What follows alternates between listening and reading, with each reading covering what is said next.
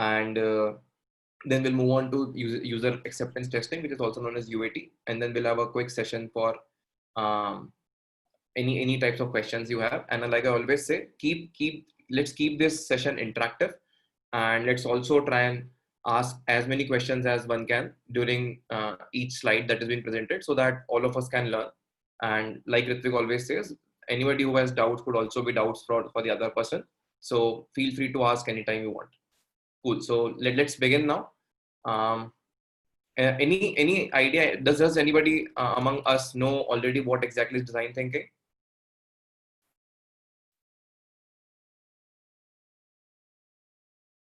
Cool, no issue. So generally what happens is in the product management process, there is always some gap between what the user wants and what are the user needs. And also it may also seem easy for you to assume the difference between these two things, but it is not always very clear to take an empathetic approach and trying to understand the fine lines between the needs and the wants. So this is why design thinking is really important. And because product managers are problem solvers, they always have to achieve these things by building database frameworks for visualizing how to best serve to the target audience. And it is no more data assessment or sales handoffs kind of a thing. You always have to have a scientific approach to identify what are the user needs, what are the user wants, what is it that they wish, what is their aspiration out of using a particular product that you are building. And as a product manager, there is always an increased need to carefully merge creativity, metrics, and that is where design thinking helps. Interestingly, design thinking focuses on the most important view from which problem solving should be approached. And this is exactly how you are able to understand the differences between what a particular user wants or a particular user group wants, what are their exact needs, what is it that makes them successful while using the product, and what are some of the concerns or potential frustrations that can lead to a churn from the product. Those are the things that the product manager has to identify, and all these things are done using the design thinking process. Any particular question on this slide? No. Chirayu, what's the difference between wants and wishes in this aspect? Like, so wants aren't and the same, wishes, like... So basically, when you're using a product, so yesterday itself we discussed about what are the new features that you would want in WhatsApp, right? Yesterday we discussed that, we did that exercise about what all new features could be built on WhatsApp, and all of us said that okay, it will be great if we could have a translator, or all of us said that okay, this is really a problem to send very large files. Some of those things were also mentioned. Some of them I mentioned that previously. I possibly wish there is more privacy and security on WhatsApp. So now when you say you want it, there should be some alignment. When you say you wish it, you already by default know this might possibly not be in alignment with the actual product vision. So at the user's end, these all could be one and the same thing. While a user may think that there's something he needs for the product, it could be termed as a wish that the user has, but it need not necessarily be the actual requirement of product, and it might not be in alignment with the actual product goal. Okay. And what about frustrations? What kind of frustrations is it? So a lot of times, some of the poorly designed products end up frustrating the end user. So the best example every one of us would remember is Internet Explorer, right? I mean, both Google Chrome and Internet Explorer were web browsers, are web browsers, but how many of us use Internet Explorer today? I'm sure nobody does, right? So why don't we use it? Because we used to get frustrated while using it. Why? Because we always perceived it to be very slow, and sometimes it was really slow and it used to frustrate us, right? So frustration is basically some kind of a feedback that a particular user generally gives you to the product team. So in the first case, why would we generate a product like that which creates frustration to the user? No, nobody creates a product which would create frustrations knowingly or intentionally. Okay, fine. Right, but it is always an outcome of some of the technological architecture. That is something you cannot control beyond a certain limit, or it could be something totally unknown that creates those frustrations. Those were not a part of the overall testing cycles as well. So there are always some or the other bugs that get missed out during testing, which may or may not cause a lot of frustration to the end users. Okay, fine. I mean, you cannot imagine a Microsoft to intentionally create a frustrating product, right? So yeah, that ways. Any other questions here? No. So shall we move on to the next one? Cool. We'll also see how design thinking is actually implemented in product management in a pictorial way. I've just image in front of you where we see that design thinking is at the intersection of feasibility, desirability, and viability. And I'm sure these are self-explanatory terms. And the basic idea behind design thinking is to make better informed product management decisions. And design thinking allows you for research, inspiration. It also makes you a little more empathetic towards the end user, and hence reduces a lot of ambiguity you may have between the actual product usage and the understanding of the end user. So at the end of the day, design thinking actually makes it easier to find the perfect point of intersection between desirability, feasibility, and viability. It also allows asking the right questions that will help propel creativity. Yesterday, we discussed creativity being one of the major pillars in the process of idea management. I'm sure everybody would be able to recall now.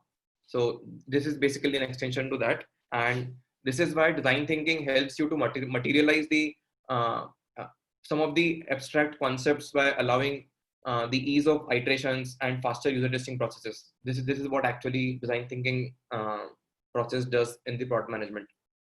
And implementing design thinking in product management makes it a lot easy to consider amazing user experience factors. Some of the top two factors to this list include the only objective of design thinking in product management is basically based on two factors. One of them is predicting the user's thoughts. So as a product team or as a product manager, you should be able to understand what is the user thinking while using the product, and based on that you should be able to predict what his next desired step, right? So this is the first basic principle of design thinking in product management, which basically is about predicting the user's thoughts. So I'm not sure if you've heard about Steve Krug. He basically wrote "Don't Make Me Think," and this is one of the better. This is one of the most recommended books for anybody who wants to learn design from a product management perspective. And he basically suggests that fully understanding users' needs and subsequent workflow is very important. So much so that you are able to correctly predict their next move. So this is the first principle. And this is a very basic fundamental that connects between design thinking and product management. You should be able to predict what your users are thinking, what your end users are thinking while using the product. The second most important thing is you should reduce the cognitive overload on your end user. So मतलब ऐसा सोचो कि अगर आप कोई product बना रहे हो तो उसको बिल्कुल भी जो एंड यूजर को सोचना नहीं पड़ना चाहिए. There should be very less amount of work a user's brain needs to do while using a product. That is possibly what your goal is when you are part of when you are doing design thinking during the product management life cycle. Are you all able to follow what I'm saying? Yes. So when we say that you should try and make your users think as less as possible, it only suggests that your design should minimize how much your users have to think when interacting with your product, and the time it takes to make a decision increases with the number and complexity of choices. So you should try and predict what is the choice, what is the next choice the user would want to do. And a very good example here would be, say for example, Facebook or even WhatsApp again. So WhatsApp gives you so limited number of options that you by default have followed its pattern of usage, right? So you are at the same time learning how to use, and you're getting habitual of doing it the same way. And it is only a function of WhatsApp very successfully being able to predict the end user's thoughts, and also WhatsApp being very successfully able to reduce the amount of cognitive workload the end user's brain has to do. So are you all able to relate with all these things? While there could be end user desires, you should always check for feasibility between what you are building and what is the product vision, and there has to be an alignment. Any questions around what we have discussed right now? Today, what's the difference between this feasibility and viability? Because I believe both are the synonym. So So you feasibility and can. viability, like I said, it is majorly mostly around the product alignment. While you could build a certain feature which is feasible, but is it in alignment with the actual product goal? That is something you need to check. Okay. So just yesterday itself, again, I'll quote WhatsApp's example itself. We discussed about why WhatsApp is not becoming like WeChat, or WeChat is why WeChat could not be successful outside of China and Southeast Asia. So while all those features that WeChat has, it is quite feasible for WhatsApp to ship those, but there are lots of other factors and variables which possibly don't make it as viable as WeChat. And most important of those factors is the end users, right? The end users and the culture they're a part of. Are you now able to follow? Yes. Any other questions till now? I think Tanisha has just joined us. Tanisha, were you able to follow the last two slides?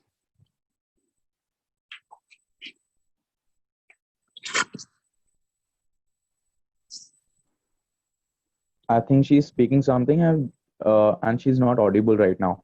It's okay. It's okay. So, per- Because so she's just perfect. We joined. can talk to her. Tanisha, just to quickly recap the whole session for you. I mean, the things that we have covered, we have basically just begun with um, design thinking and how design thinking is in practice during the product management process. And this is just the second slide where we are discussing that design thinking is basically at the intersection of desirability, feasibility, and viability.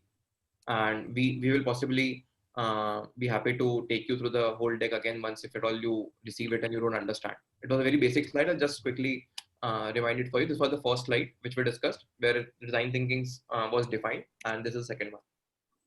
Cool. And also, Chirayu, I would request you to just check your chat box as well, because I think Sanjay is saying TikTok would be the best example. Yeah, I think Sanjay quoted it very well. And TikTok, again, just like WhatsApp, probably knows how to limit what all options should be there on the platform. Also, at the same time, it knows what is it that the user would want to do next. What is it that the user would want to see next. So the best thing possibly that TikTok has been able to achieve is, and which no other product was able to do before TikTok, is even without signing up, you make somebody come onto the product any number of times and make him or her use the product any number of times, and hence also gather data at the same time. So Sanjay rightly mentioned there. Any other questions here?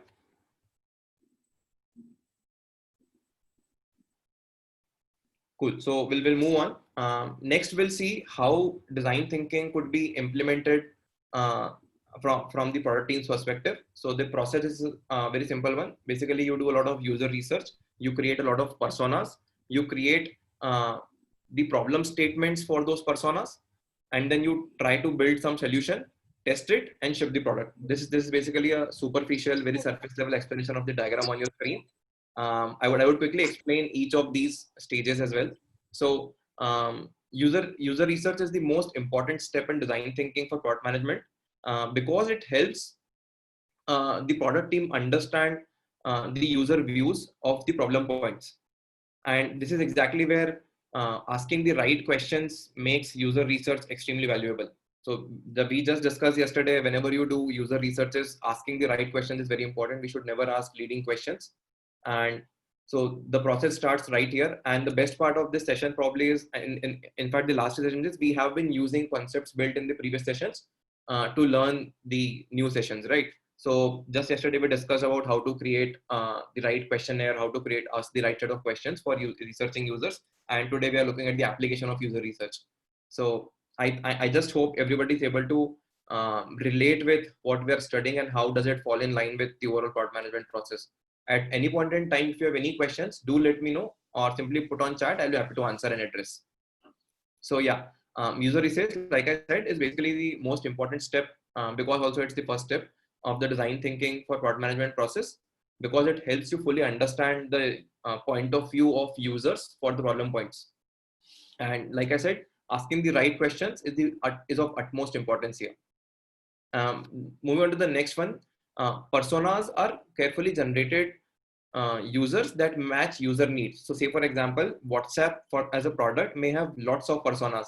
It is used across so big an audience that there are at least 30 to 40 personas, different personas that the WhatsApp team needs to cater to. And this is exactly where proper user research is important. So personas are research informed findings from the user research process that helps you understand your audience better. And problem points are the issues associated with the products from each persona's point of view. So like I said, if you look at any product, any B2C product, or any apps that you use in your regular lives, you will come across that it is being used by a huge across a huge number of buyer personas, and the problem statements for all those different groups is very different. So problem points helps you identify relevant problems that users of different personas are encountering and how they attempt to solve it. So every individual's way to solve a problem could be very different. And this is exactly where we also studied yesterday that once you are through all the possible solutions via the surveys that you have done, you need to pick the most, you need to pick the best solution, which is applicable to the the biggest possible audience. Another important observation here is, if users have found an alternative to solving these problems, so as a product manager, you should identify why your users are using the alternative and propose something better to them. So otherwise, there would not be enough stickiness with your product that you're trying to create and solve, and there could be some potential churn from your product. So you should always try and see how are your users or different personas solving a particular problems, and if at all, are they solving it using some alternative solution? And if there is an alternative solution, ask them, or try to understand why is the alternative solution better and how is it helping them. Otherwise, there will be a churn from the product usage. The next stage of the design thinking implementation process in product management is prototype and testing. So these two steps generally go hand in hand, as it is very important to test the solutions you come up with and see how it fares. If it does decently well against the metrics that you have predetermined and has has a better value proposition for over the alternatives that are already existing, the product that you have shipped is the best one. If not, it is probably a good time to go look back, do the research properly, try and see if there are personas, if all the personas are found, try and see whether the way personas are solving problems, are there some alternative solutions that you may not have covered during your research, and reiterate. Finally, the product is an outcome, and the product that comes via design thinking principles is a basic minimum sellable product that you are able to hand off to the end customer. It has to be sellable because it makes the difference for your customer and the experience from the product. So this is how you implement design thinking, and this is the simplest possible scientific method to create a product, or ship a particular product, or solve a particular problem using product. Any questions here? Chirag, I have two questions. First is, can we say that outcomes of surveys that are called personas, which we have collected from the users? No. So basically, imagine that let's take WhatsApp's example again. Okay. You use it. Your parents use it. People 10 years younger to you use it. So you have 2-3 totally different generations of human beings using the same product, right? So, Yes. So now you may possibly, during your user research, you may want to understand how are these 3 different personas at this point in time solving the problem of communicating with each other. What is the frequency of communication? What is the type of communication? It may be part of your study that, okay, possibly most number of images are shared by the most eldest group because they keep on sending good morning, good night messages daily, while most number of smileys are being used by the younger people, right? So now, based on these user research inputs that you have, you may possibly want to ship certain features which are not visible to any particular user group, depending on how you ship the product. So tomorrow, if I am a part of the product management team at WhatsApp, what I'll possibly want to do is I'll possibly want to try and figure out the exact demographics of my audience and try and make it better. How will I make it better? I'll possibly not show you or predominantly show you the file upload feature on WhatsApp if I am falling in a younger generation age group. Whereas I might not show them, I might not show the emoji usages for the elder audiences. So I'll limit the features for a particular audience if if the behavior is same across the same persona. To answer your question, surveys is basically not personas. Personas you study before even sending out the surveys. You just segregate the results of your user research based on those personas.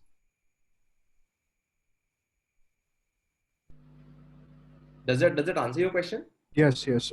And one more thing, like, can you give any example for the transition from personas to problem life, real life example kind of thing? Okay, so for that, maybe I'll ask, where do you work? I work in a startup called Tasco. And what do you guys do? We do interior fit out works. Okay, and what are some of the internal tools that you use there at your workplace? Tools, Excel, normal. Just a startup. So Mhm. normal tools are Google Sheet, Google Forms, Okay, Excel, AutoCAD. These things are there. okay, cool. And so just imagine you use Google Sheets as well and you use Excel as well, right?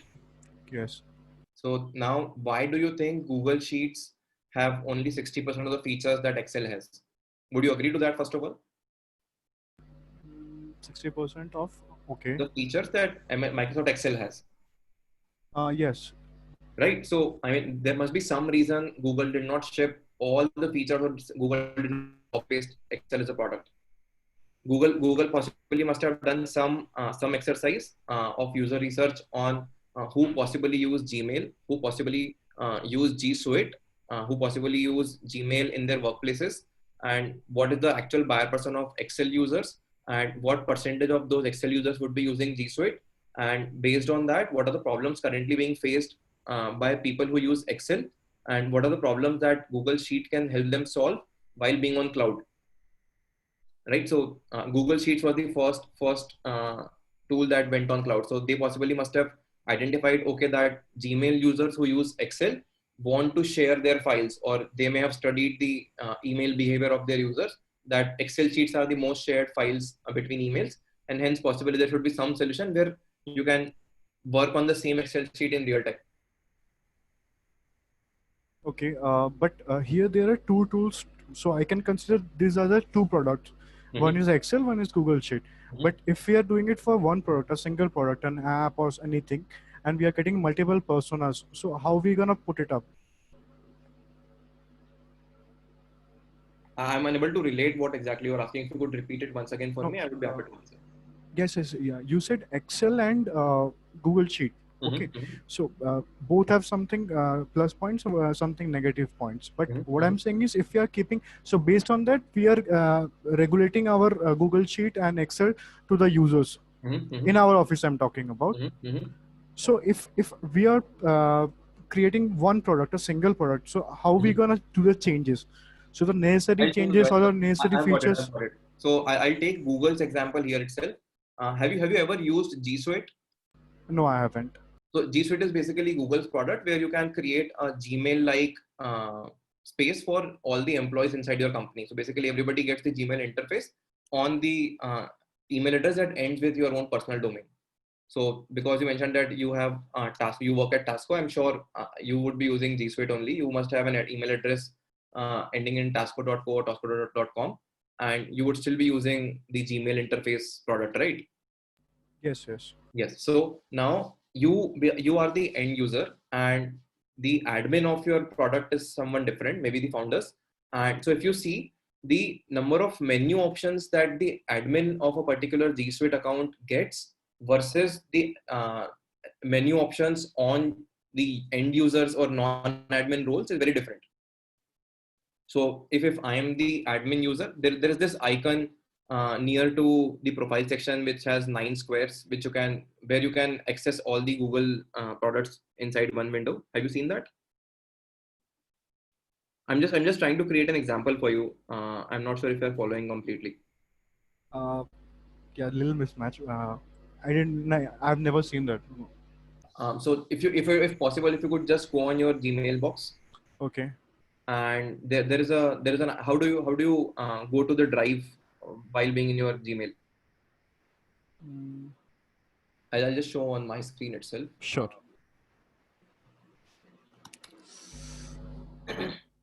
You're able to see my screen, right? Yes.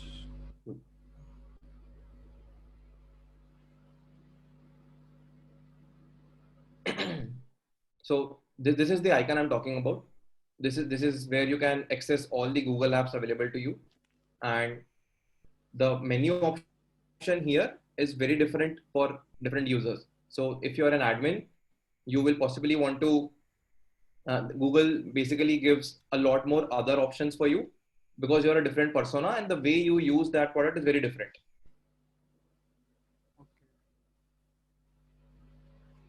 Hello? Yes. Yes. So does that some answer Yes. your Yes. question? Yes. Yes.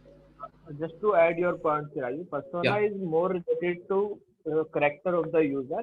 We are defining the emotions of the user. Which user we are going to use the product, which category we will have. Let's say we are creating a persona for WhatsApp. Then saying we are using a for 80 plus age person who will use our product like this, and there we have a person below the 20 age. They will use our product like this.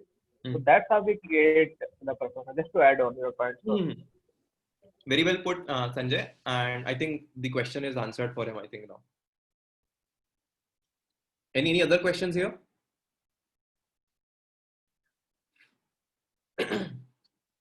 Feel free to ask any questions, otherwise we'll move on.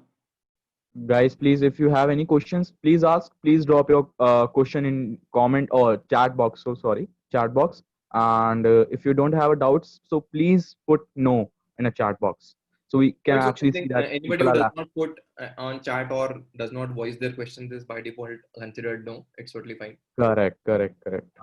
So we'll possibly move on now. It's already past the half-hour mark. So now let's move to what exactly user experience design is. And so as visible, the user experience design is the process used to determine what the experience will be when the end user interacts with your product. So generally UX design has many definitions because it spans many areas of design as a discipline. It generally encompasses traditional computer interaction as well as information architecture, visual design, usability, user research, and a lot of times UI is also part of it.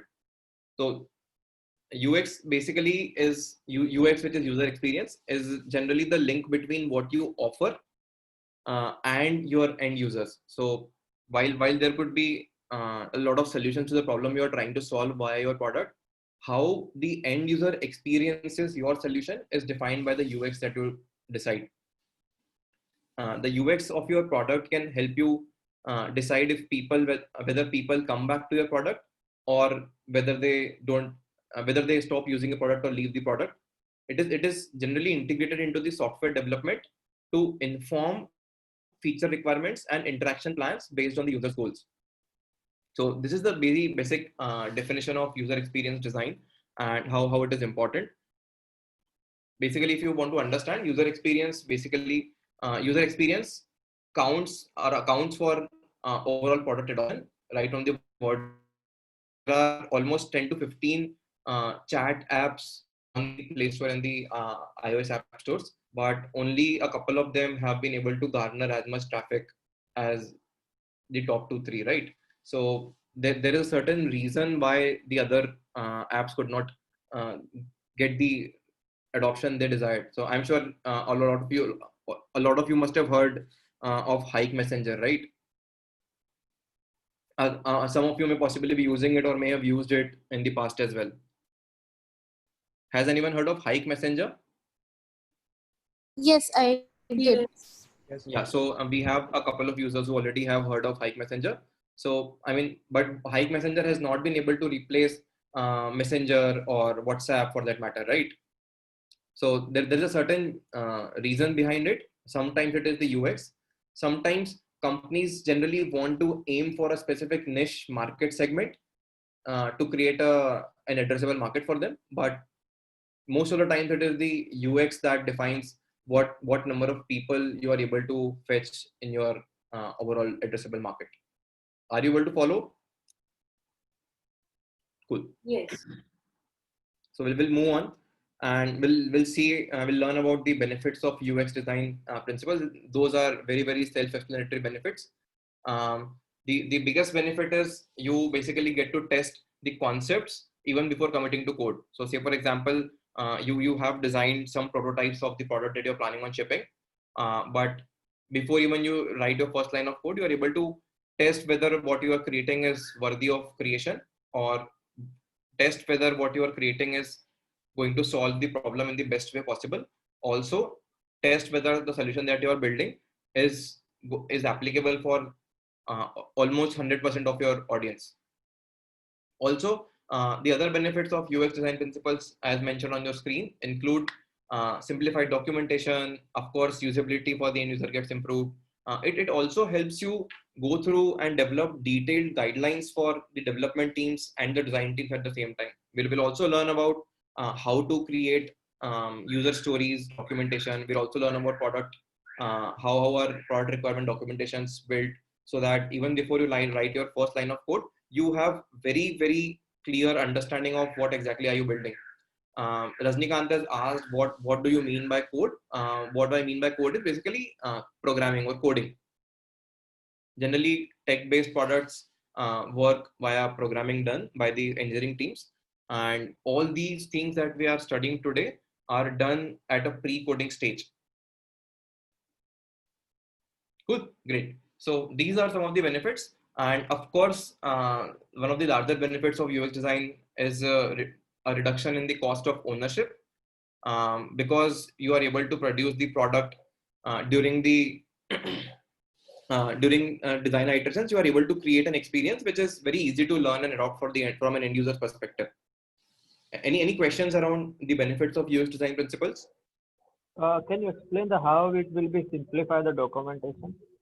Okay, cool. So the overall process of product development or product management begins with user research. You create lots of personas based on which you understand how different personas solve different problems. Based on your understanding of the problem points for different personas, you create the specification documentation. So while you create that document, you try to address all the user personas, all the problems that they face, and all the solutions to those problems in a single document.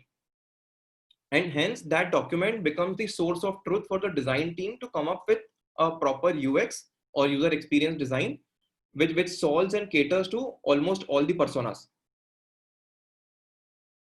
And once those designs are approved via enough testing and research done, that is when it is shipped to the engineering team, which is why the biggest benefit is to test concepts or validate them even before they get engineered.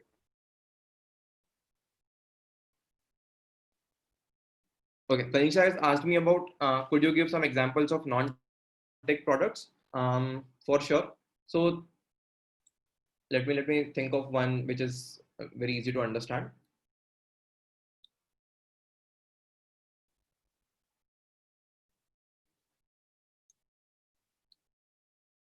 Okay, so let's take an example of pen. I'm sure everybody must have used cello gripper, or you must have seen those ads in your childhood when cello as a company was advertising a lot about the new design that they've built. I mean, a pen is not a new product. Pen has been there for centuries in its different forms. But why would a pen-based company or manufacturer want to advertise so much about a new design of a pen that they're using, right? So Cello as a company must have studied that, and I think Cello Gripper was the first company, pen manufacturing company, to come up with a gripping done on their pen's external bodies, and which is what gave them the USP. So I'm sure you would remember the dotted foam like thing that's rolled around your pen's body. That's where you exactly hold it from, and that became its USP. And it was It was an outcome of the research done by the Cellopen's design team. They researched a lot of users, tried and identified that, okay, people who write a lot generally end up having pain in their finger and thumbs. It is an outcome of a bad design pen, and hence to give them support and proper gripping, sometimes you sweat, some people don't sweat as much. So these were the different personas they created. These personas helped them understand what will be the right material for you to create a product which will provide end solution which is grip to all the users equally efficiently. Are you able to relate with it, Tanisha, now? So even before the first cello pen must have been gone for manufacturing, it was validated by the design team via these personas and the user research they must have done. Does that answer your question, Tanisha? Yeah, thank you so much, sir. Cool. Anybody else? Any questions?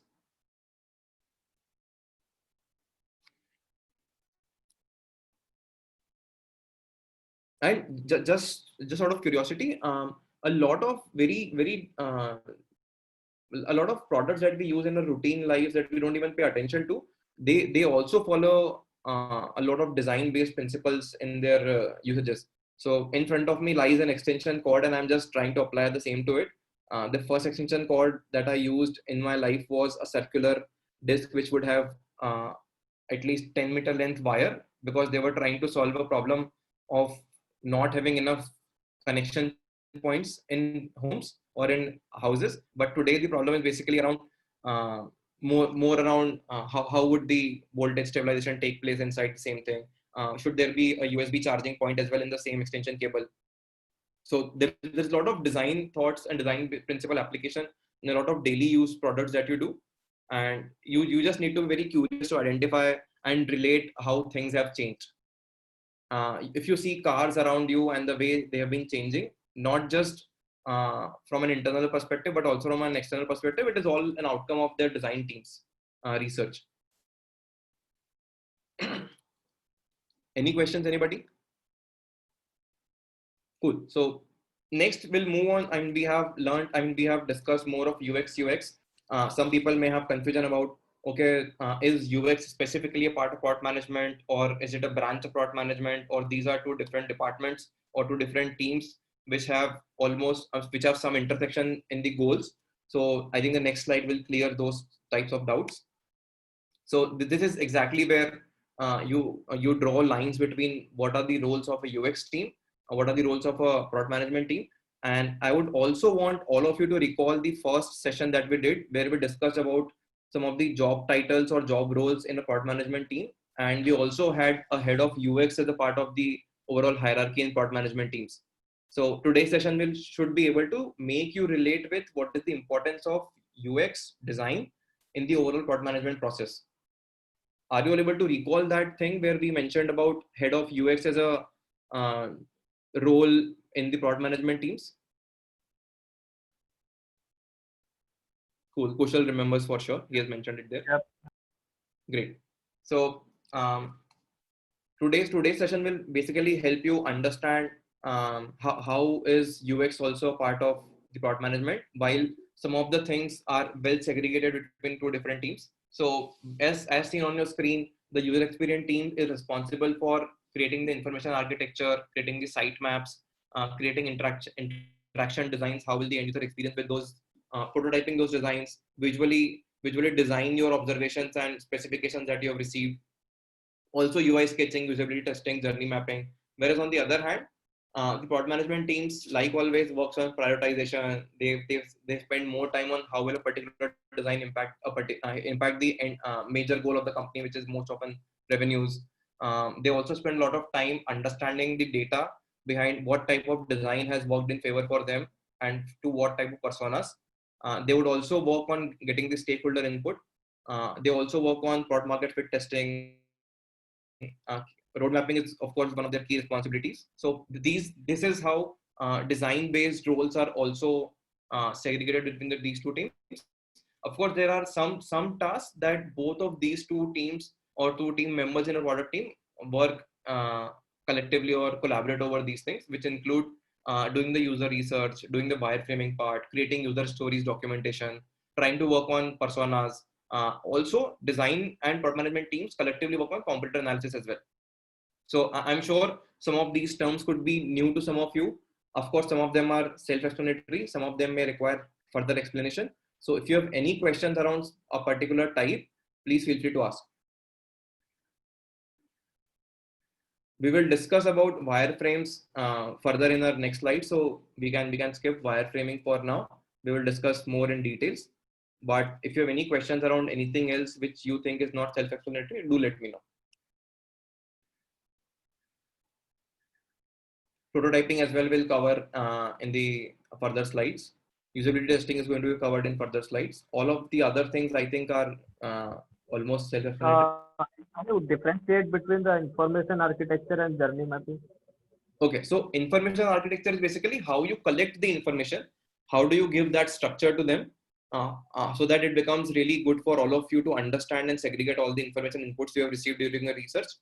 Journey mapping is basically more on a UI level. So UI is basically the user interface that is visible for the end user, and you just create the overall journey. Okay, this will be the first screen for the user.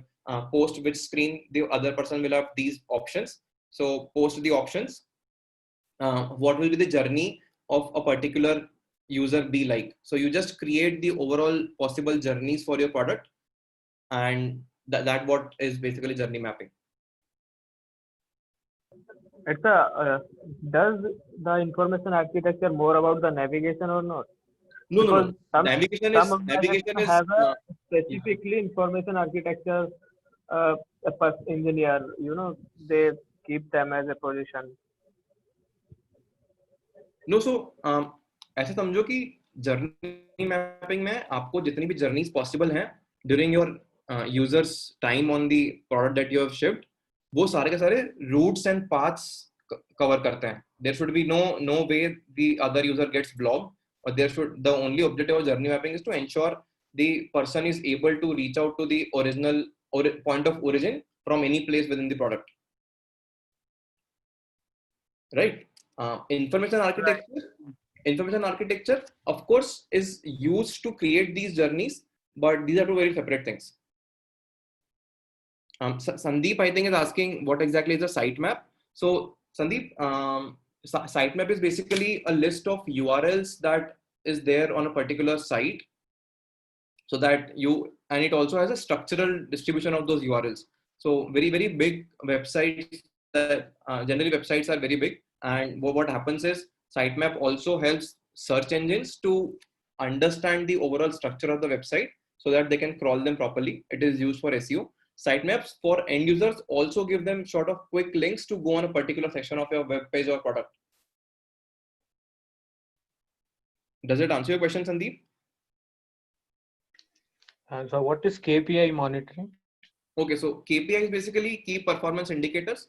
The product managers team, so the sixth stage of the product management process was analytics and experimentation.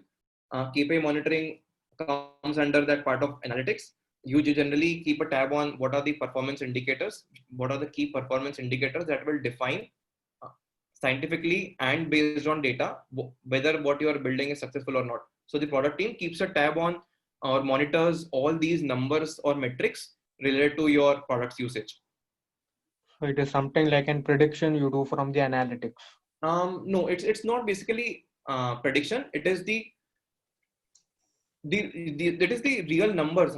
It is a so for example, if your product team is shipping a website, and the key performance indicators for a website could be time spent on the website, or what are the number of sessions pages per session during the user journey on the website. So these are the numbers you would want to monitor on a regular basis, right? Okay. So when you so you have an existing website, for example, or an existing product, and you have certain parameters that define that यार ये number तो अपना कम नहीं होना चाहिए, या this is the benchmark for this particular metric, इससे नीचे नहीं जाना चाहिए, right? So say for example, if you are creating something like Facebook, and internally in the Facebook product team you decide that okay, the current time per session for a particular user is X number of minutes before he goes off or drops out. Now, when you suggest as a product team that, okay, we require certain changes in the design, you set a benchmark that, okay, this is the existing number. And once we create this new design, this number will become 2x, and hence whether it becomes 2x or not is what you monitor in the KPI monitoring process. Okay. Fine. Any other questions here? This is a very simple presentation of the roles, and I have tried using the terms which are self-explanatory.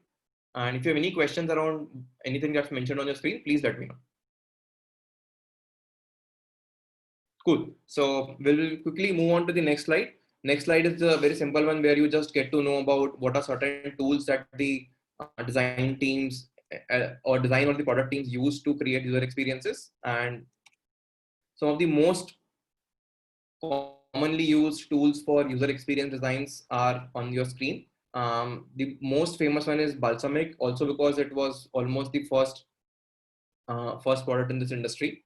And since then, there have been a number of products. I'm not saying these are the only products you could use. There are infinitely many other products available in the market, but these are some of the most recommended tools, and these are some of the most used tools as well. So Balsamiq is basically like a whiteboard for your product. You can try creating any type of design there, and you can create mockups for your customers, mockups for your clients if you're in a service-based role. Even product teams can create mockups for your design teams using Balsamiq. The second tool that's there is Sketch.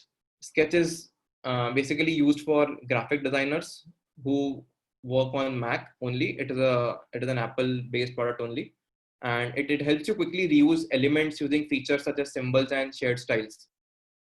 So of course, with time, as and when you get a chance to spend time on these tools, do read about them.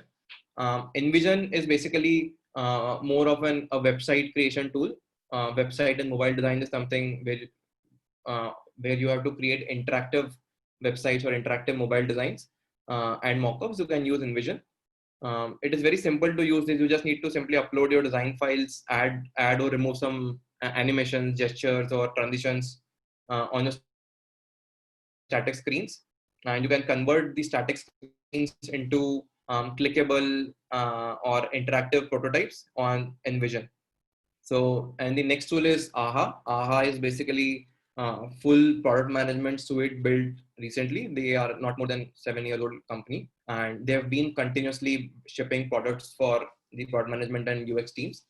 You can build wireframes here. You can build certain diagrams, or you can even use AHA for annotating images directly from your product management tool. So it integrates with Balsamiq as well. It also integrates with Sketch and InVision. So that's what it does. Atomic is a favorite of a lot of specific types of product managers, and it gives you advanced interactive design features like logic, data, and variables. This is basically more around nitty-gritties. Only professionals who are already through designs, basics of designs, use Atomic. So I'm not sure if anybody will have any questions around it, but these are the tools that are used for creating wireframes, interactive designs, mockups of your product or websites. Any questions here? I would love if you could all go through the websites of these products, create a free sign up or free trial, try giving it a shot. It's very, very easy to use it. Just try and create a problem statement of any of the products that you're using right now. How would you imagine it would look?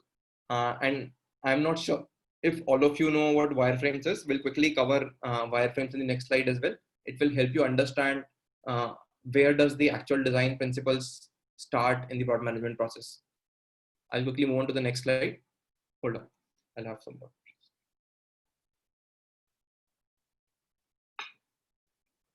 Yeah.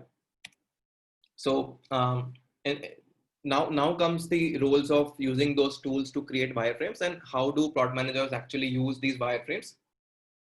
At a high level, wireframes can be used to drive value with two different camps, but I'm not sure if all of you know what exactly a wireframe is. So for those of you who do not know what wireframes are, so UX wireframes represent the basic layout of any web page or a particular product and focus solely on the size, placement, and the relationship of the things that are going to be available on the screen with the interactive or with the interactive elements.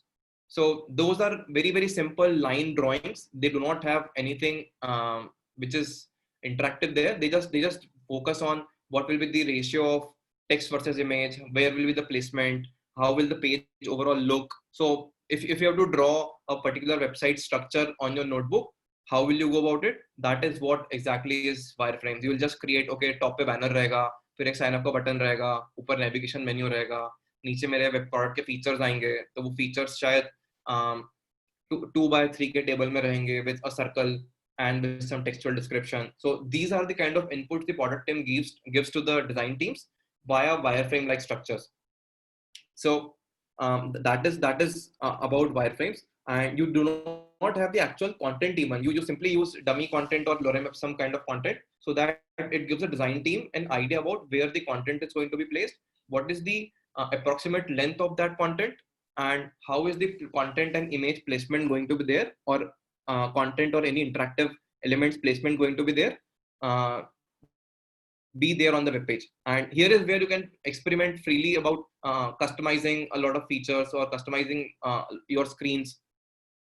And using wireframes is not limited to one subset of a product team. Wireframes can be used to collaborate with several teams throughout diverse companies. So on the technical side, if you see, wireframes help you frame a feature story to key stakeholders. Wireframes can also communicate new features and how product users should interact with them on specific pages. So say for example, you are about to launch a new feature in the coming weeks for your product and want to help your customer support team to get a head start or to make them aware of the potential changes in the coming weeks. Wireframes can help train the customer success team, also get feedback from the same time. So say for example, during your user research, you spoke with your customer success teams. They give you certain inputs about certain problems users face while using the product. And based on those inputs and your understanding, you create a new design for the product. And instead of getting them a coded version, which requires a lot more efforts and is an expensive solution, what you do is you create mockups via these wireframe tools and just present them whether this will solve your problem or not. So that's how you do it. Or say, for example, perhaps it could be a case that you are working with your marketing teams to create and define new landing page for your upcoming campaigns, and you can use a wireframe and just try and understand the marketing team's understanding around what will the messaging look like. Would you want the sign up button right in the banner or in the second fold of your banner? So these things will be very expensive if you get them the coded product, and this will also slow down the whole process. So what you will do rather is you will create a mock-up design. Okay, this might possibly how the landing page may look like. Do you have certain inputs for us to change here, or we can ship it? On the technical side, wireframes are used to clearly explain the page layout and user experience, and they also help you convey this to your product design and engineering teams. The key goal on the non-technical side is to ensure that everybody is on the same page, because you just want to eliminate confusion or any room of miscommunication. So this is how the product teams or product managers use wireframes for non-technical and technical stuff. Do you have any questions here? Do you have any example of wireframe right now with you? Yeah, there are examples of wireframes coming in the upcoming slides, and one of those is our favorites, all-time favorites. It is a Facebook's wireframe design that Facebook's team initially created, but before that, we will possibly want to learn how to write user stories, and based on user stories, you will create wireframes. So that's why I have followed that order. I will share 2 wireframe examples with you. But there is a step between actually creating wireframes and the actual documentation. So I'll just wait for one slide. But for just for the summary of this particular slide, wireframes are very, very simple images that act as an input from the product team to marketing team or the customer success team or the engineering team, so that they are able to relate and create the backend architecture sometimes based on the wireframes themselves. Any questions here? Anybody?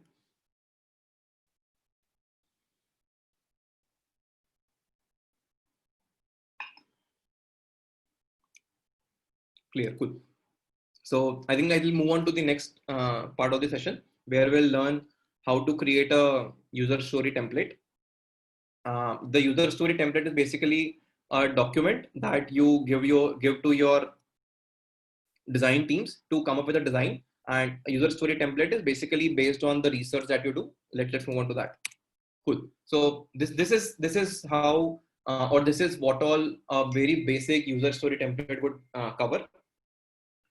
User stories generally help product managers to clearly define the software requirements, so the development team understands the desired outcome out of the new functionality or the new product that is being shipped.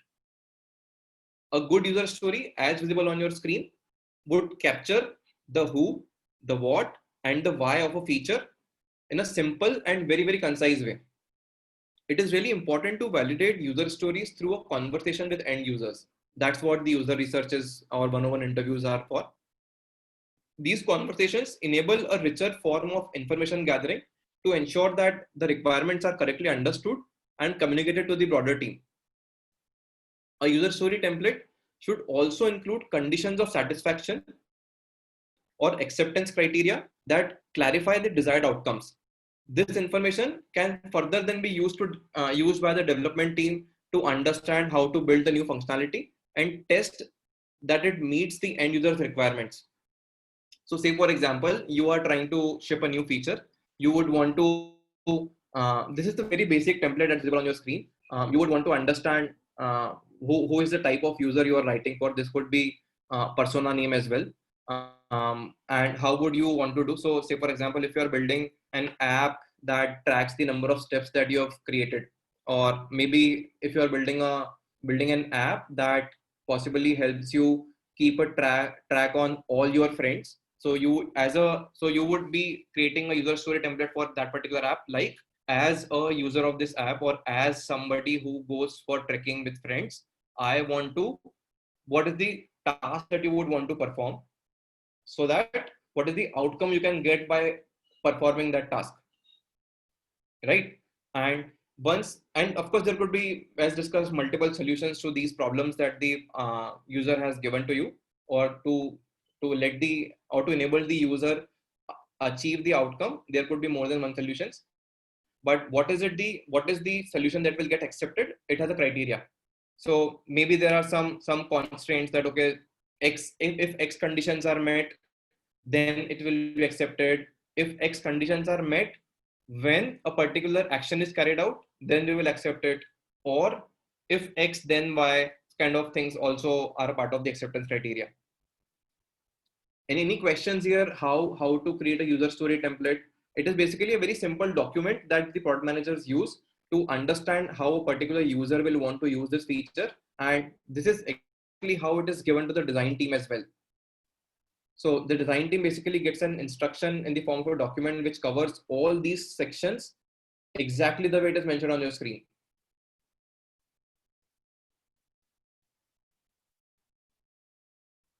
So say, for example, if you're a part of the WhatsApp team, what you will write is, as a user of WhatsApp or as a user of an app that I'm using to communicate, I want to be able to send a file within the chat app, so that I don't have to switch apps and go to my mailbox to forward that file to the same person. Right? Now, what could be the acceptance criteria? Okay, so given that I am now able to create or send a file, when I want to send it to, when the person is online or offline, there could be a case that I can only be able to send the file only when the other person is online. But as an acceptance criteria, what I'll give is, I should be able to send a file to a person who is already there on the chat app that I'm using, when he is both online and offline. Then I should also be able to get an acknowledgement that yes, your file was sent. So this is possibly how the acceptance criteria works. And I've just tried to create an example on my first principle thoughts. If you have any questions about how to do a user story documentation, please let me know. Post that, we'll possibly move on to some of the wireframe examples, like people asked in the last slide. Any questions here, anybody?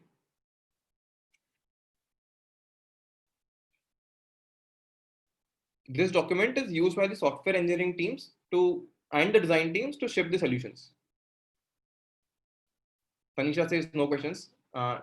If there are no questions, we'll possibly move on. just last time asking, if you have any questions, do let me know. Otherwise, I'll move on. So Rajnikant is asking that, is it a common template used by every company?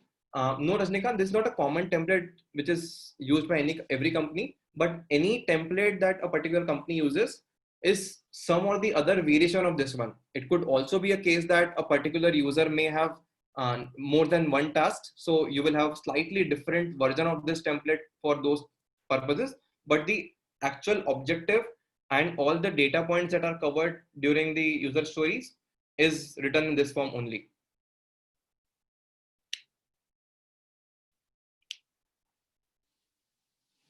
Does that answer your question? Cool.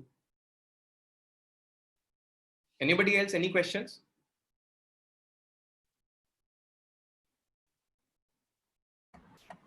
Yeah, Chirayu, this story template is used by developers and testers only, or for product manager also this one?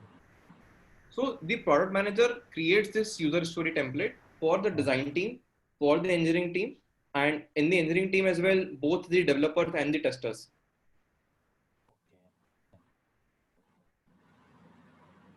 This will be give to every user yes, testing. Yeah. Yes. Okay. Yeah. Yes. Okay. Thank you. So because each of these teams need to understand what is it that the product is being built for, or what is it that the product needs to give as an outcome to the end user. And all these teams separately and distinctly work on solving the same problems in their own spheres of skill sets, right? So the design team will be working on the user experience, the development team or the engineering team will be working on to ensure or code the user experience created by the design team. The QA team or the testing team will be checking or testing whether what was the desired outcome achieved or not, if there are any bugs, is there any way, are there some cases that were missed by the design team or the product team. So this document becomes your source of truth for how exactly the product needs to function for the end user.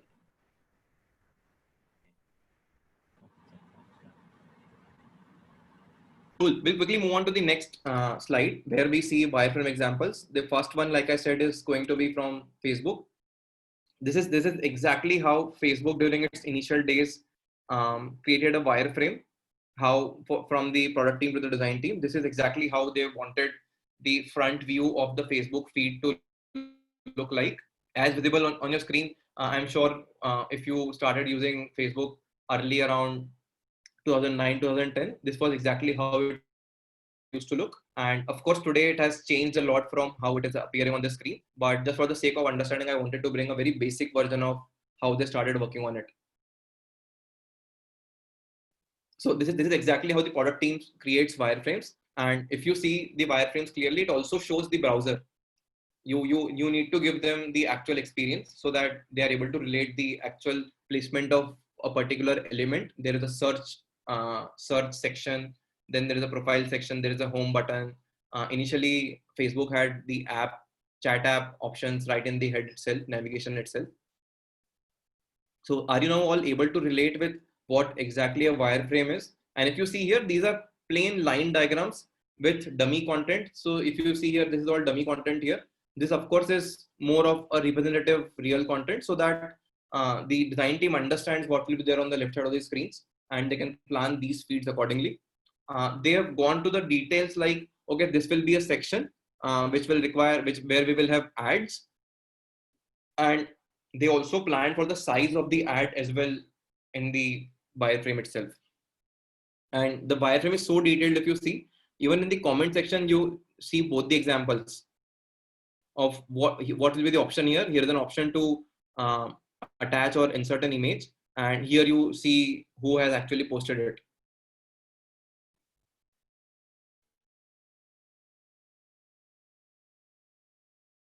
Wireframe that was created. Some goof ups like the share buttons arrow being on the backward side instead of the forward side. So those are things that could be managed later on, but this is exactly how they wanted the wireframe to look like, and their product team did the rest of the job well.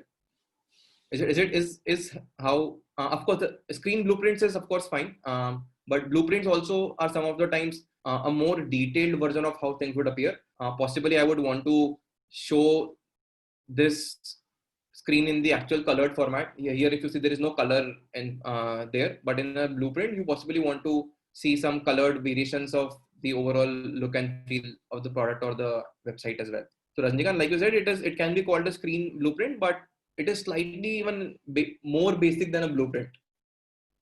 And this is something you could create on a piece of paper using a pen, right?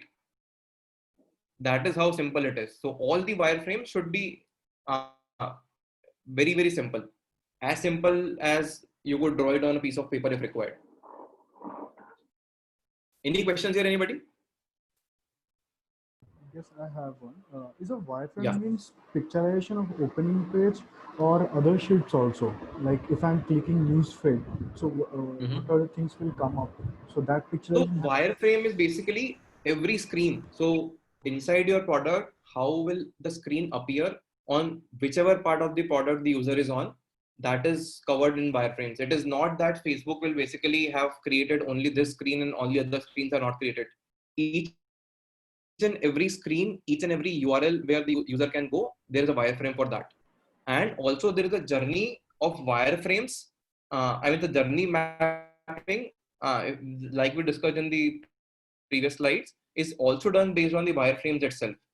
So say for example, you can basically in a wireframe based tool, create on this profile or create on this messenger option, then this will take you to the wireframe of how the messenger option will look like.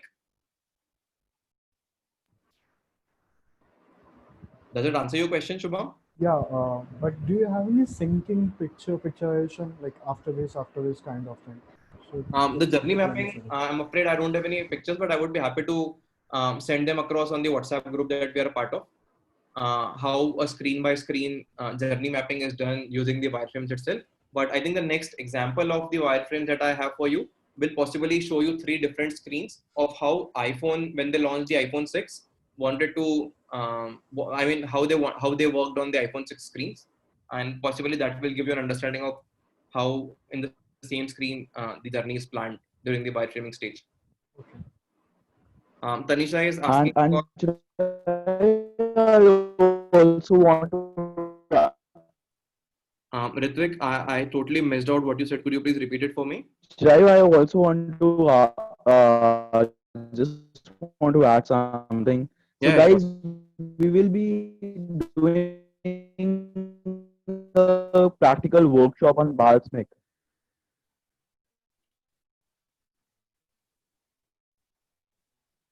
Hi, so I'm just taking 1 minute, right? So yeah, guys, sure. you will be also getting a practical class regarding the product, regarding the Balsamic. You will be using it to practicality, and you will be doing it on like a live basis. So we will be guiding you out how to use the Balsamic and how to draw a wireframe. And so it will be covering in the next class. So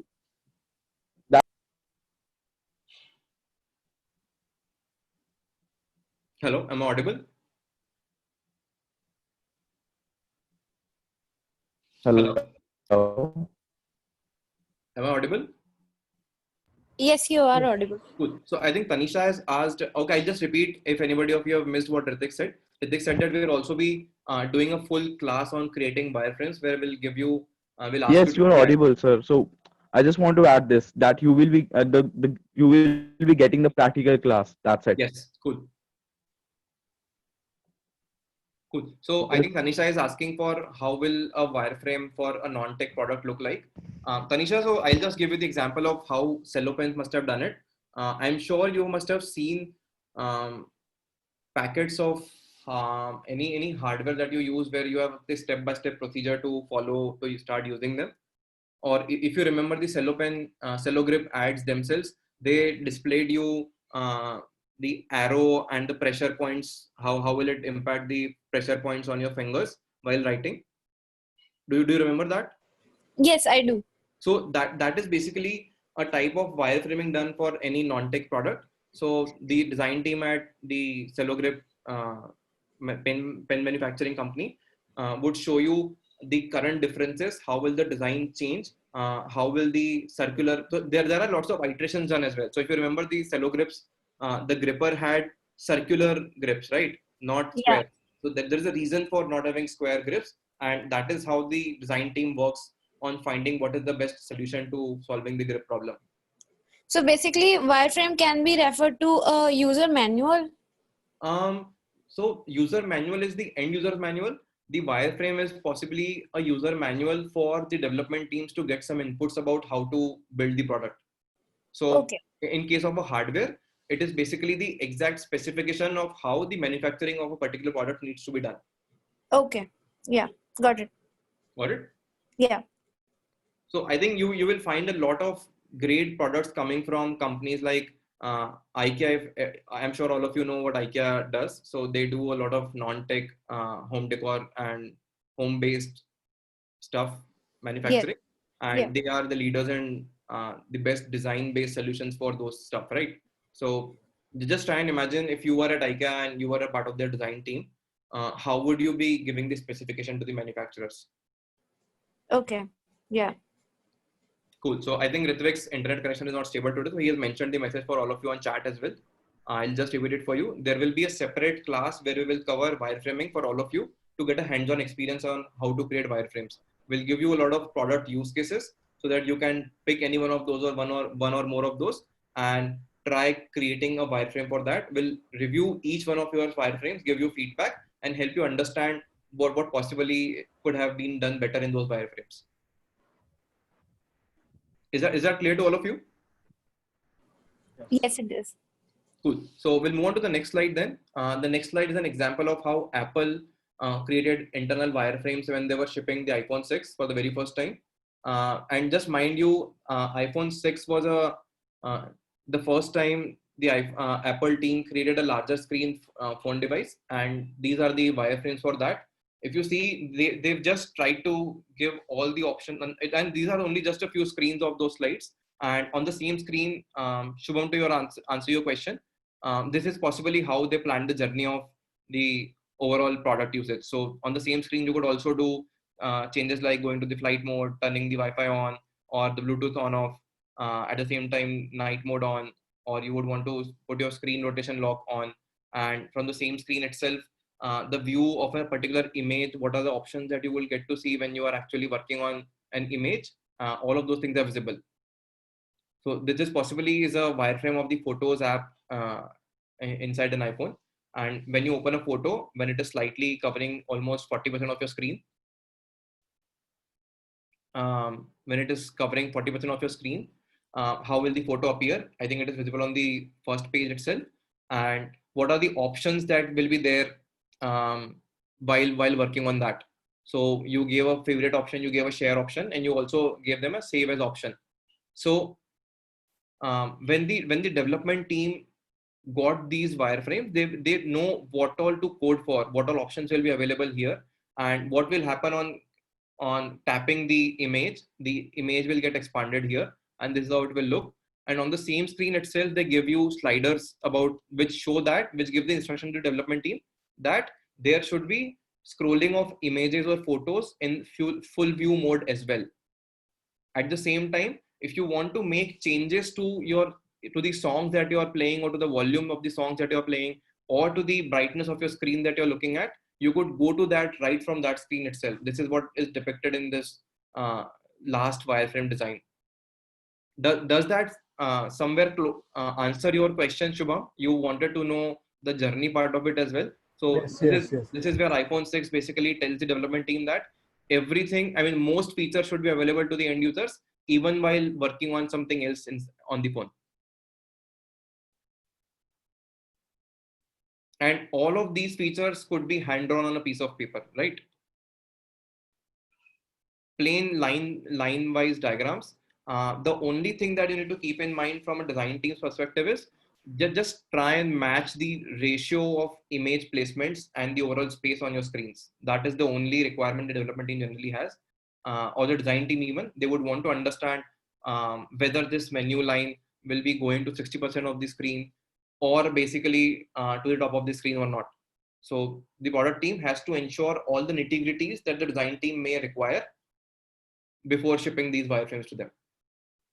Clear to everyone? Cool. We'll move on to the next slide. Any questions here?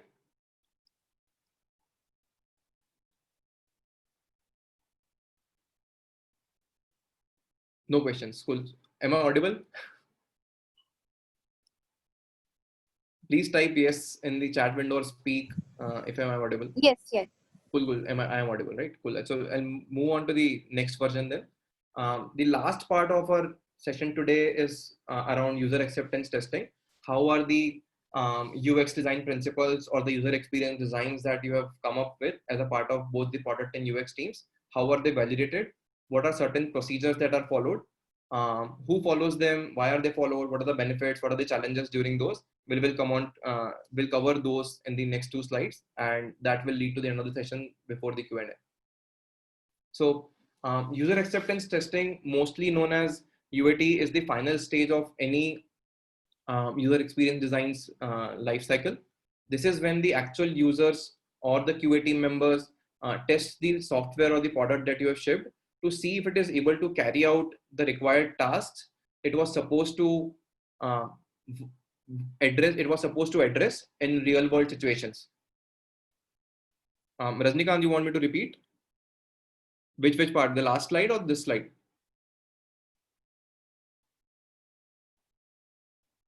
Cool. So we just started this slide. I'll repeat it for Rajnikant. User acceptance testing, which is majorly known as UAT, mostly known as UAT, is the final stage of any product's life cycle. This is when the software that you have built or the product that you have shipped is checked by users, both internal and external, to ensure whether the particular product that you have built is solving the problem that you wanted to solve in the right way or in the way you initially planned to solve it. And how does it actually perform in real world scenarios? That is all what is checked. There are different types of user testings methods. It could be done via beta testing. It could be done via black box testing. Some of the QA team members, if we have anybody who has worked in the testing teams in any companies, will know what exactly a black box testing is. There are other ways of testing as well. There are other processes involved in the UATs. You also check for operational or contract acceptance testing. You also check whether they are built properly from a legal perspective or not. So I'll just quickly give you an overview of all these types of things. Beta testing is where the software is given to a group of end users who will use the software for its intended purpose and will provide feedback to the engineering team for changes to make improvements. Black box testing, on the other hand, is where an end user will test specific software functions without seeing the internal code. So, which is why I said that black box testing is done by internal QA teams.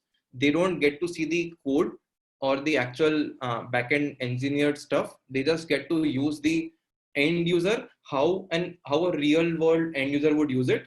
And then they will share the feedback about some of the bugs, existing bugs, or some of the features might not be working the way they are supposed to work. And that is what is covered in the black box testing. Operational acceptance testing is basically to put focus on whether a proper workflow is used in software or not. So there would be cases where you would want a fixed set of steps, or there is a fixed workflow how you would want a product to be used. And that is what is checked in operational acceptance testing. Similarly, in a contract acceptance testing, it is mostly done in service-based companies where you get a particular feature to be built or a product to be shipped based on the contract that you have done. So the testing during the contract acceptance testing process checks whether the software performs the tasks based on a specific criteria or not. Such specifications are defined in the contract itself. So all the service-based companies generally have their product level documentation written as a part of their agreement that these are the things that the product will solve. This is how the product will solve. So during the contract acceptance testing, the teams generally sit with the contract that's in front of them, list down each and every item that's there in the contract, checks for each of those line items in the contract, and then passes or fails the product. Regulation acceptance testing, similarly like contract acceptance testing, focuses more on legal regulations for the software or the product that you are building. So say, for example, you would want to build a GDPR compliant, or very recently, if you would want to ship a CCPA compliant software. Regulation testing is where you check whether the way we are storing user data, is it in compliance with the actual laws written in GDPR. So this is how UATs are done. And if you have any questions around how are these types of testing done, when are these types of testing done, please let me know.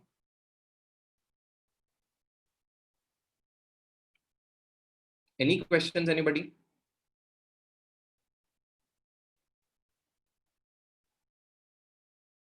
Rajnikant, any questions? Were you able to listen properly? I'm asking you because you could not listen to me at the start, so just to ensure. Cool. Anybody else, any questions today? Cool. So we'll move on. Yeah, I think somebody has some questions. I think there are a lot of people actually have dropped just because of network issues. Yeah, I think your network connection is also a little patchy today. Correct.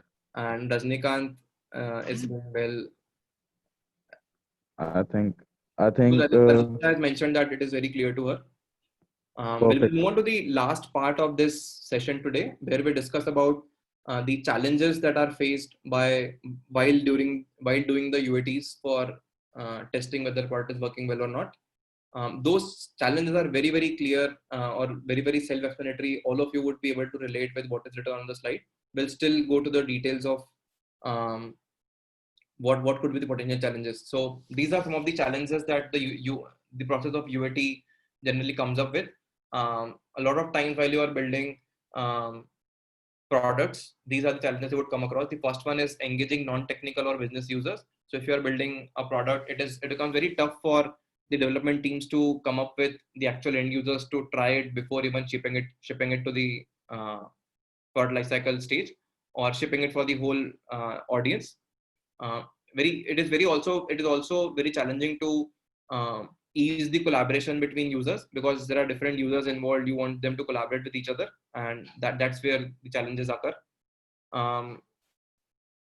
Time, of course, is the most important thing any particular product team would want to focus on, and which is why they try to minimize the idle time between testers. So that is a challenge again. And the other challenges include improving visibility and control over the entire testing process. You would want to be very, very transparent while doing it. At the same time, not lose control of the overall process. The other challenge is to ensure a very high quality of test evidence without impacting user productivity. So you basically, a product manager, like we discussed in the first class, one of the soft skills required for a product manager is to be a truth seeker. There is no way the product manager would compromise with the data, and that is why you would want to have a high quality of test evidence, and it should also not result in a loss of productivity for the end user. Of course, a lot of times when you do UATs, if your target audience is based in different geographies, and you would want them to all be there at your physical office locations, there are of course time and cost involved there. And a lot of times, if you are building a product for very senior people in business, you might not be getting your desired time slot from them, and you always have to accommodate your schedule based on their availability. So these are some of the challenges. A lot has happened in the last few years, specifically in the process of user acceptance testing. There are some amazing products that have been shipped to make or solve some of these challenges. So there is this website itself called usertesting.com. They've built a product for product management teams where you need not actually fly your testers to the same location. You can give them a simulated version of your product on that portal itself, and then it will help you screen record how the particular user is using it, and then you can keep taking notes while he uses the product remotely. So here comes the end to today's session. If you have any questions about what all we have discussed, or if you have any questions about the UAT challenges that we have discussed recently, feel free to ask. This basically brings us to the QA part of the overall session. Do let me know if you have any questions.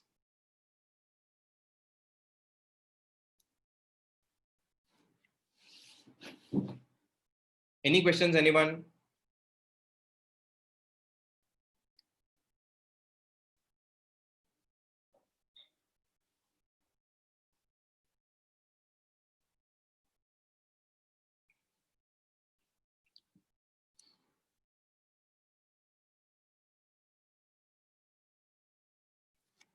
Kushal, Babu, Rajnikant has said no. Tanisha has said it is clear. Sanjay has no questions. Any questions, anybody? If you have anything that you would want to know again from today's session, or something that you thought you will ask at the end of the session.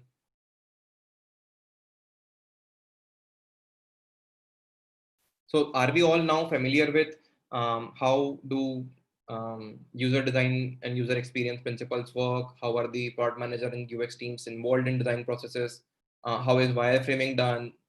Why is wireframing even a part of the product management process? Why do we not directly code the product straight away? Are these all questions now known to you?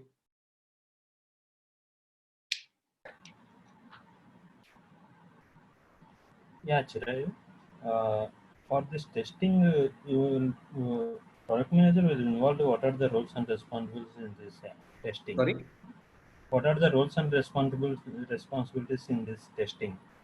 Because when it comes to the product management teams or product managers' roles and responsibilities in form of UATs, it is right from scratch to right from the time of arranging the UATs till understanding the inputs and the feedback and collating the data and then researching again and trying to bring a sync between or bring an alignment between what the specification was, how is the product that is being shipped or that is about to be shipped, what is the delta between the two, try and figure out if there is any iteration that is required or simply we can ship it. So the product management team owns the overall UAT process.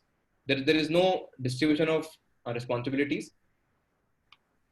okay, yeah, the They product manager was basically involved in use, the testing, right? You are saying. sorry? Product manager was involved in this testing while the product Yeah, from the product beginning management to. team has to be there as a part of the testing as well, especially Okay, in okay, the acceptance testing for users.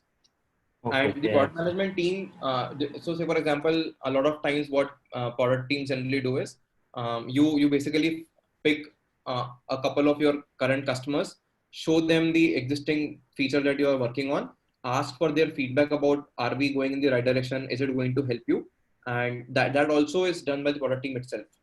The product team gets to choose which particular customer you would want them for an interview or an interaction with the design, or which particular couple of end users would you want to speak with before shipping.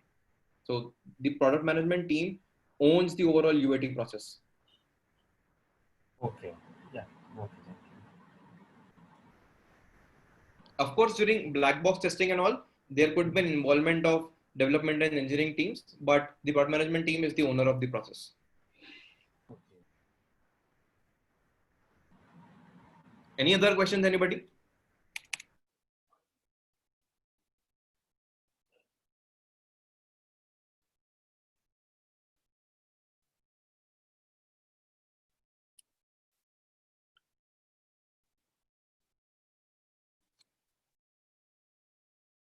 Cool. So I think Ritvik will wrap this session up. It was really great speaking with all of you today again. We hope you have a great and a safe week ahead. Do try and read as much as you can about all the things that we have discussed. And if you have any questions, feel free to ask it on the WhatsApp group that we have built or created. Also feel free to DM either me or Ritvik your personal queries if at all you have any. We'll be happy to answer them. Thank you so much, everyone. We will end this session now if you don't have any questions.